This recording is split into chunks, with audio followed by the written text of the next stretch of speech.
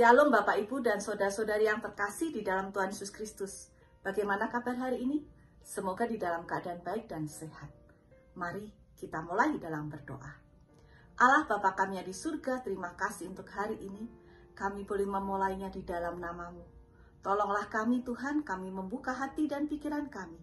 Biarlah Tuhan pakai hamba-Mu yang tidak ada artinya ini untuk menyampaikan sebagian firman-Mu. Di dalam nama Tuhan Yesus kami mengucap syukur. Amin. Tema hari ini adalah berjagalah. Bacaan diambil dari Amsal 4 ayat 20-22. Hai anakku, perhatikanlah perkataanku, arahkanlah telingamu kepada ucapanku.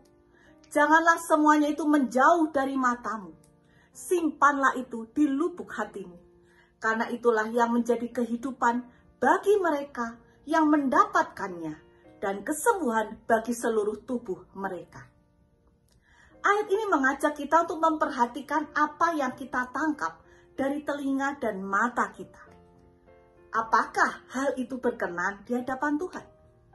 Oleh karena itu kita diminta untuk kita berjaga dengan memfilternya terlebih dahulu. Apakah yang masuk itu adalah berkenan di hadapan Tuhan? Kalaupun itu berkenan di hadapan Tuhan, tidak otomatis kita kemudian menjadi bijak. Ada langkah yang lebih harus kita lakukan, yaitu kita menyimpannya dan kita memohon pertolongan dari Roh Kudus. Dalam bagian lain, Amsal 22 ayat 17-18 berkata demikian. Pasanglah telingamu dan dengarkanlah amsal-amsal orang bijak. Berikanlah perhatian kepada pengetahuanku, karena menyimpannya dalam hati akan menyenangkan bagimu, bila semuanya itu tersedia pada bibirmu. Perhatikanlah ada 4 tindakan dalam ayat ini. Mendengarkan, mempelajari, mengingatnya, dan memperkatakan. Itulah tanda berhikmat. Ada sebuah nilai presentase pada sebuah diagram yang bernama kerucut belajar atau cone of learning dari seorang yang bernama Edgar Dale. Dia mengatakan demikian.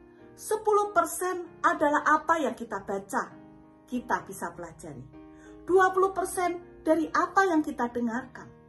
30% dari apa yang kita lihat.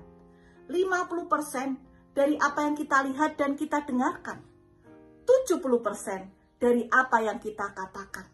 Dan 90% adalah apa yang kita katakan dan yang kita lakukan. Demikian pula hidup kita. Hal ini juga berlaku. Berapa persen yang hendak kita capai dalam hidup kita ini. Sedangkan saat ini kita begitu kebanjiran dengan berbagai informasi. Kita tidak tahu lagi mana nilai kebenaran. Ada sebuah acara televisi yang menarik. Acara televisi itu mendatangkan 2 pakar ahli ekonomi. Yang satu berkata secara optimis bahwa ekonomi Indonesia ke depan adalah baik adanya. Sedangkan ahli ekonomi yang lain berkata, aduh masa depan ekonomi Indonesia perlu dipikirkan sungguh-sungguh. Karena begitu banyak tantangan, begitu banyak hal-hal yang akan terjadi di masa depan. Dan apa yang terjadi? 2 ahli ekonomi ini berdebat dari awal, pertengahan hingga akhirnya.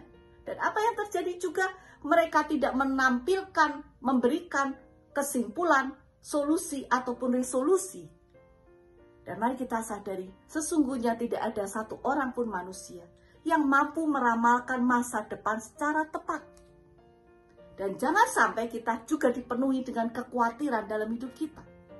Kita perlu berjaga apa yang kita dengar, kita lihat, dan juga kita perkatakan dan kita lakukan.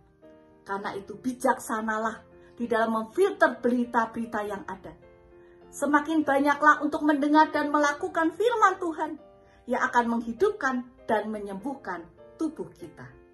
Tuhan memberkati kita. Amin. Mari kita berdoa. Terima kasih Tuhan untuk firman-Mu Tuhan. Firman yang menghidupkan kami. Firman yang menuntun di sepanjang kehidupan kami.